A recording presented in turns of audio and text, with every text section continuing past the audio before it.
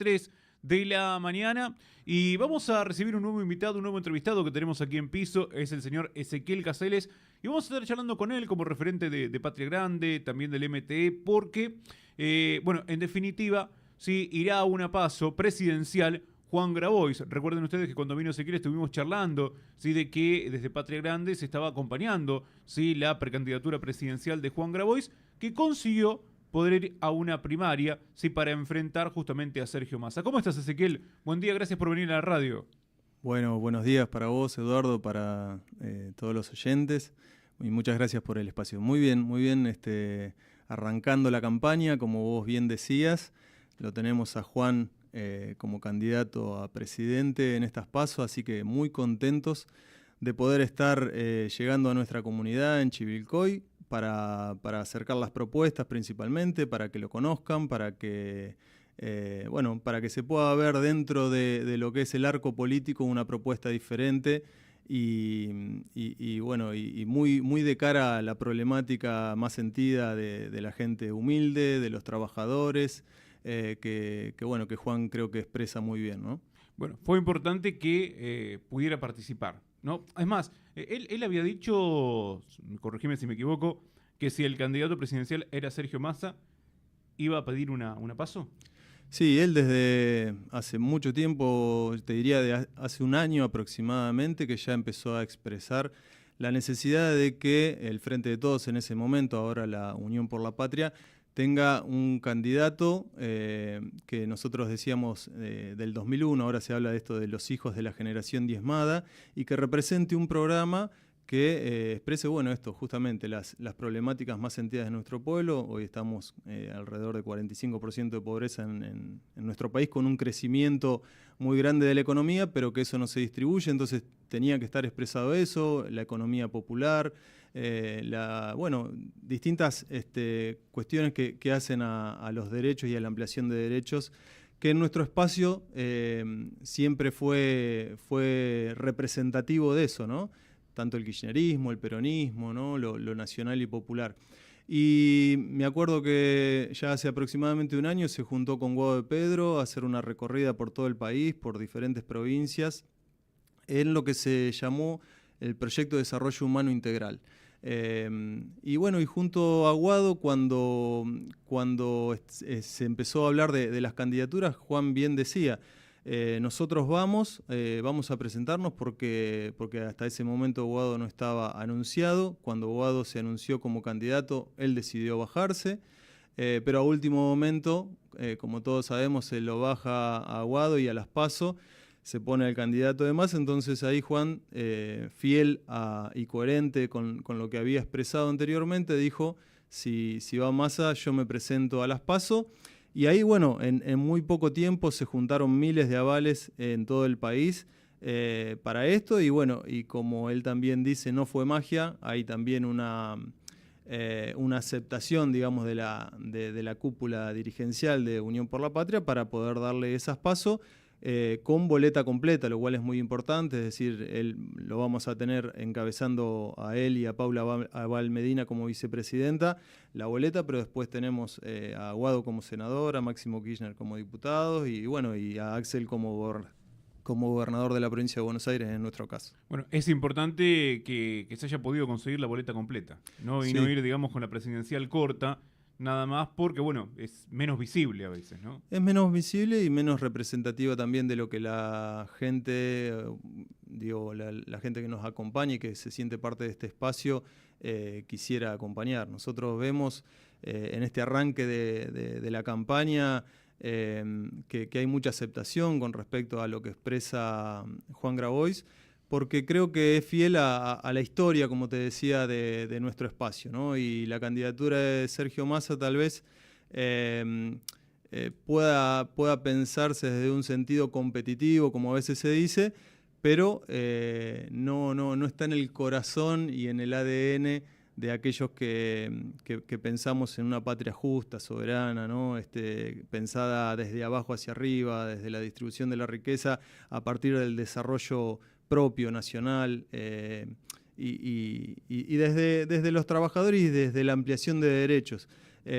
nosotros vemos un análisis que hacemos de esta etapa de la política en general, que hay un corrimiento hacia la derecha, o podríamos decir una actitud conservadora, que creemos que es producto de no haber dado batalla anteriormente a estas expresiones como Milei, como Patricia Bullrich, o en el caso de Larreta, y terminamos teniendo un candidato elegido también por la dirigencia de la Unión por la Patria, que expresa un centro neoliberal, ¿no? O sea, porque no podemos mentirle a la gente y decir que Massa es el mejor candidato que nosotros consideramos, porque sería falso.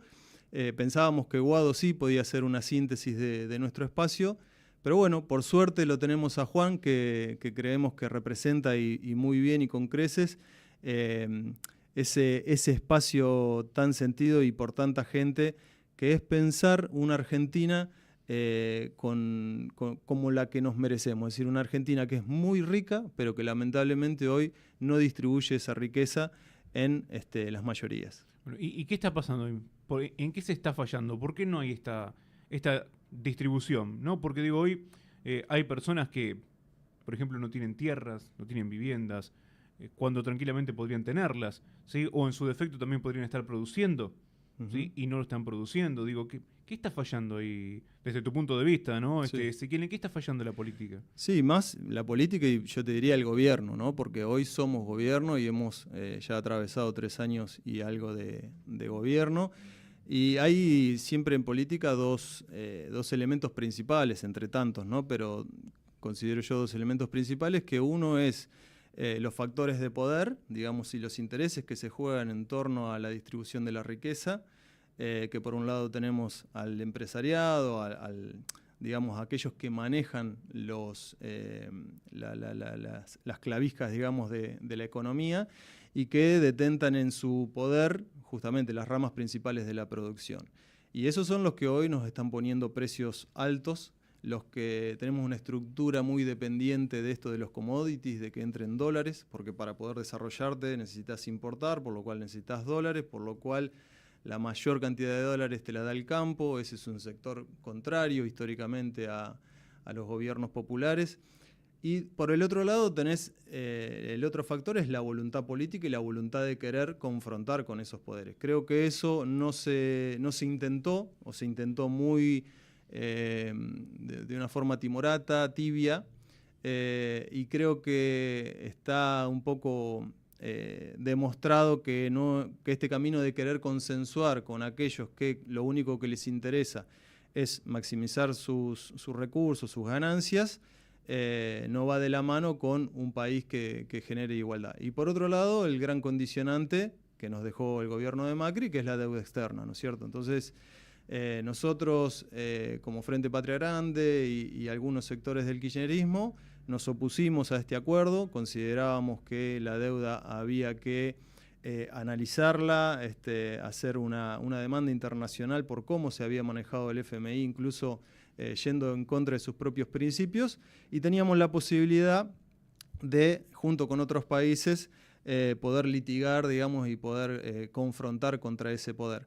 Hoy, lamentablemente, eso ya está votado por el Congreso y se va a pagar, pero se va a pagar seguramente con dinero y con recursos que ahora vamos a obtener, por ejemplo, de los combustibles, de los hidrocarburos, del litio, que podrían haber servido para el desarrollo nacional y el mejoramiento tan urgente y necesario de las condiciones de vida de nuestro pueblo. Creemos que es una lucha, digamos, una pelea que hay que seguir dando día a día, que ahora se expresan en las elecciones, pero que, bueno, más allá del gobierno que sea, ya te digo, vivimos en una democracia, pero condicionada por poderes económicos, que más allá de que cambien los gobiernos se repiten, por poderes mediáticos muy importantes, que también tienen sus miradas y sus intereses, y bueno, y también no hay que olvidar que la justicia también no es neutral y juega en todo esto, ¿no? Sí, a mí me da la sensación, bueno, y también te escuchaba, y bueno, obviamente que son por ahí para el común, ¿sí? Son dos propuestas diferentes, ¿no? O sea, lo que propone representa Sergio Massa, lo que propone representa Grabois. Sí, sí, son totalmente diferentes. Así todo, digamos, somos parte de un mismo espacio y creemos Sí, que hay una delimitación principal. Juan muchas veces habla de la contradicción primaria y la contradicción secundaria. ¿Cuál es la contradicción primaria y que nos separa de, en el caso llamemos Milei, Patricia Bullrich, Larreta? Bueno, de que ellos tienen un proyecto deshumanizante. Es decir, ya ahora no hablamos tanto de lo económico, sino desde una visión ética y moral de hacia dónde se quiere ir con el país. Por ejemplo, discursos de terminar con el adversario, o de, como ahora dice Patricia Bullrich en sus últimos spots, de acabar o aniquilar con los piquetes, con los sindicalistas, como si la lucha, digamos, en la calle o las manifestaciones o la pelea por los derechos fuesen salidos de un repollo. Es decir, la sociedad tiene que entender también, porque digo, hay que dar este debate y esta batalla cultural, como a veces se dice, de que si hay piqueteros, si hay manifestaciones, como pasa en Jujuy, por ejemplo, las maestras protestando, la gente saliendo a la calle a repudiar esa reforma, es porque hay condiciones de vida, condiciones materiales que no están satisfechas. Entonces, no se puede esconder debajo de la alfombra la pobreza o las malas condiciones de vida, digamos. Hay que poder ir a las causas y no alcanza con eslogan o con un modelo de represión, porque ¿cuánta gente van a matar para que la gente no se manifieste cuando tenemos un país tan desigual, ¿no es cierto? Entonces, nos parece que esa es una delimitación primaria. Y después tenemos, sí, diferencias internas que son muy interesantes e importantes de plantear en el debate público, porque no nos podemos quedar solamente con una visión, con una campana, sino que necesitamos de ese debate. Y bueno, yo creo que Juan Grabois, por suerte, aporta a eso, y el piso, o la victoria, o el piso de cantidad de votos que pueda recibir Juan, también va a condicionar a nuestra fuerza para, a la hora de tomar decisiones, no olvidarse de esa agenda que nosotros representamos, ¿no? La agenda de techo, tierra y trabajo, pero también la agenda de seguridad, de salud, de educación, siempre desde una mirada de ampliación de derechos. Bien, y desde esta mirada, ¿no? ¿Qué está haciendo falta hoy, Ezequiel? ¿Qué le está haciendo falta a la gente común, a la gente del territorio, ¿sí? Que hoy por ahí también no encuentra justamente estos derechos o la accesibilidad a los mismos, o hasta incluso los ve lejanos, ¿sí? Uh-huh. En términos materiales, vos me Sí. preguntás qué le hace falta, o en términos de poder... ¿Hay acceso? Hoy desde el territorio se accede Uh-huh. a la salud, se accede a la educación, se accede, digamos, a lo que es el trabajo, ¿o está costando hoy? Sí, sí. Te voy a enumerar algunas cuestiones de las cuales nosotros somos parte, por ejemplo, programas nacionales de integración sociourbana. Hay acceso a eso, pero también es interesante ver cómo se logra. Por ejemplo, esto de que desde el MTE con las cooperativas se está pudiendo hacer electricidad, veredas, ahora próximamente obras de gas, viene de la Secretaría de Desarrollo Social de Integración Sociourbana. ¿Cómo se logran los fondos de eso? Bueno, con el impuesto a la riqueza que se empezó a pensar en la época de la pandemia. Es decir, Sí. volvemos un poco a esto que te decía anteriormente. Hay que tocar intereses, hay que disputar la renta para poder generar esas condiciones. Así todo, son 5.600 los barrios populares que hoy no tienen esos servicios básicos, por lo cual falta muchísimo. Vos me preguntás, ¿qué le falta a la gente? Sí, le falta muchísimo. La educación, tenemos por suerte una educación pública y se sostiene y contiene a los chicos, pero la realidad que viven los maestros, los docentes, los profesores, es una realidad jodida, digamos, en el sentido de contener desde lo social, desde lo humano, no ya solo o la prioridad no pasa por el contenido, sino por contener a muchos chicos que tienen situaciones vulnerables, porque la crisis económica también demanda que los adultos estemos en crisis, ¿no? O sea, nos pone en una situación de tener que trabajar mucho más para llegar a fin de mes porque el sueldo no alcanza o porque el ingreso no alcanza. Y eso se repercute también en los chicos y eso después se traslada a la educación. A veces cuando dicen, bueno, los chicos o la escuela no está rindiendo, no es lo eficiente que se desearía en términos cualitativos. Bueno, pero hay que entender en los contextos en los cuales estamos como sociedad, ¿no? Y cómo están los chicos llegando a la escuela. Entonces, vuelvo a esto de que no hay que caer en eslogan y fáciles y decir, sí, mejor educación. Bueno, para mejor educación también tenemos que tener mejores salarios en los docentes, mejores condiciones de vida material. Por supuesto. A mí me da la sensación que merced a ustedes, ¿sí? Que hacen mucho y muy buen trabajo, bajan estos programas, bajan estos recursos. Porque los programas están, los recursos están, pero es como que si alguien no los va a buscar, no llegan al territorio. Sí, y te diría que incluso se construyen desde abajo hacia arriba en algunos casos. Es decir, por ejemplo, la secretaria de Integración Sociourbana, que es Fernanda Miño, es una compañera que Juan Grabois, digamos, impulsó para estar en ese lugar, que viene de un trabajo territorial. Es decir, por lo menos desde nuestro punto de vista, tienen que acceder a las instancias institucionales esas personas que, por supuesto, que estén capacitadas, pero que conocen el territorio y que sientan el territorio para que después eso se vuelque. Es decir, de alguna manera, que la política se llene de pueblo. Eso es lo que nosotros intentamos y es lo que estamos viendo, que yo te decía hoy, hay como un giro conservador desde las ideas, pero también hay un giro conservador desde cómo se construye política, desde las elecciones, por ejemplo, más palaciegas, más por arriba, más de la rosca, más de... ¿no? Para constituir fuerzas políticas. Y nosotros creemos que es justamente lo contrario, esto de que llamamos democracia participativa, es decir, que el pueblo se tiene que empapar de los temas, capacitarse, por supuesto, para llegar a ocupar lugares, pero tiene que haber una revolución de la política, digamos, una revolución de la democracia, ¿no? Para cambiar este día, porque también lo que se ve es que la gente empieza a rechazar a la política porque no da respuestas en estos términos y está como despegada de los problemas reales que padece la gente, ¿no? ¿Y hay lugar hoy para un dirigente, digamos, como en este caso me refiero a Juan Grabois? Sí, digo, por todos los intereses que se mueven arriba, porque quizás la política, sí, en las altas esferas está en otra cosa, no está mirando para abajo, está dentro de, como vos dijiste, su misma rosca. Digo, ¿hay lugar o se tiene que hacer el lugar? Se tiene que hacer el lugar. Se hace el lugar digamos, a pulmón, como lo vamos haciendo en cada territorio, en cada distrito, digamos, en esta militancia, pero también se va construyendo esos nuevos dirigentes al calor de las luchas tal vez más pequeñas, como pueden ser esto de la economía popular, como pueden ser temas como ahora Juan creo que va a quedar como un referente hacia el futuro también, planteando no solamente una cuestión sectorial, sino un modelo de país. Y se hace así, digamos, poniendo la cara, poniendo el cuerpo, saliendo a exponerse de alguna manera, pero no queda otra, ¿no? Y bueno, eso es lo que tratamos también de trasladar en Chivilcoy.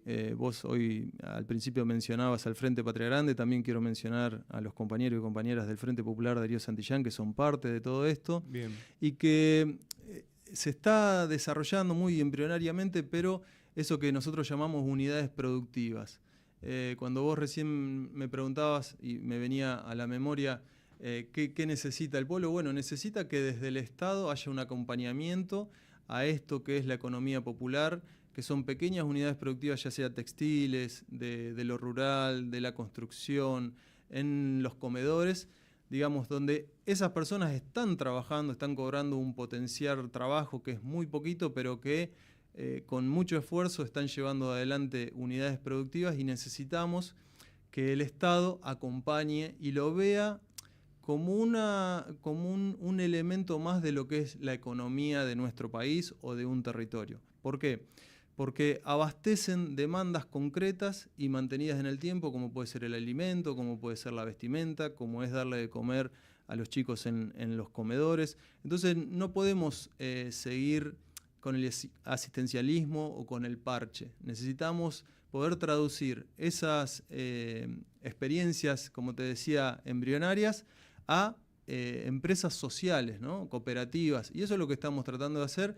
Y le demandamos también a la política que pueda producir, por ejemplo, a partir de institucionalizar la economía popular, a partir de tener áreas dentro del gobierno, que se abastezca de técnicos, de recursos, de financiamiento a todas estas unidades productivas. Eso es una política que nosotros estamos trabajando y demandando también para que se pueda constituir, ¿no? en lo que sea el municipio en Chivilcoy. Bueno, en este punto me parece, Ezequiel, y de acuerdo por ahí si nos remontamos un poquito en el tiempo, cuando charlábamos contigo también, en otra etapa, ¿sí? Digo, me parece que en esto se avanzó.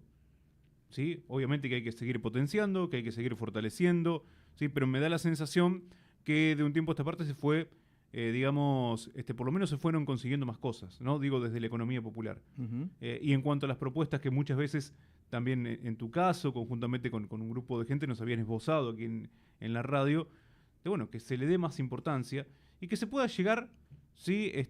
Obviamente, ya sea con el trabajo, digamos, con la producción, que puede ser una huerta, que puede ser una cooperativa. Me da la sensación como que con esto se fue avanzando, ¿no?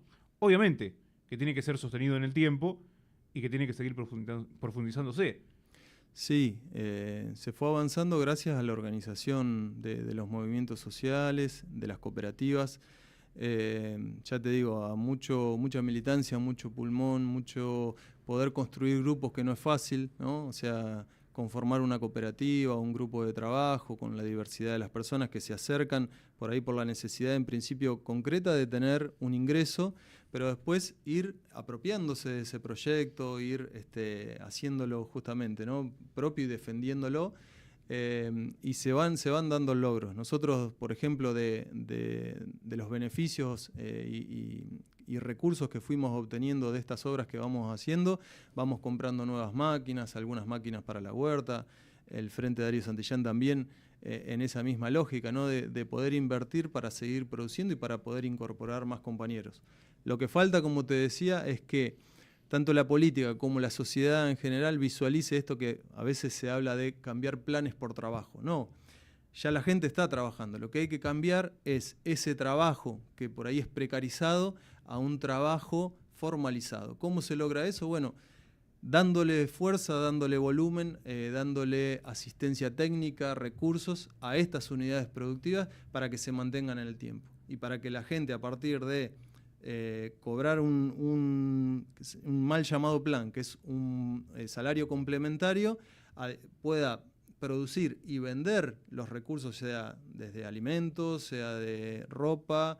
En una cooperativa es un servicio, una cooperativa de construcción brinda un servicio, entonces tiene nuevos ingresos y ahí conforma lo que podríamos llamar un salario básico, ¿no?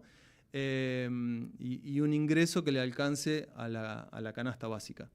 Entonces, cuando uno puede lograr eso, ahí es el piso para que eso se sostenga y se mantenga y vaya mejorando. Entonces, poder entender que la economía popular no es algo que está de paso y que hay que terminar, sino que hay que fortalecer, porque es el 30% de la población activa que ocupa ese lugar.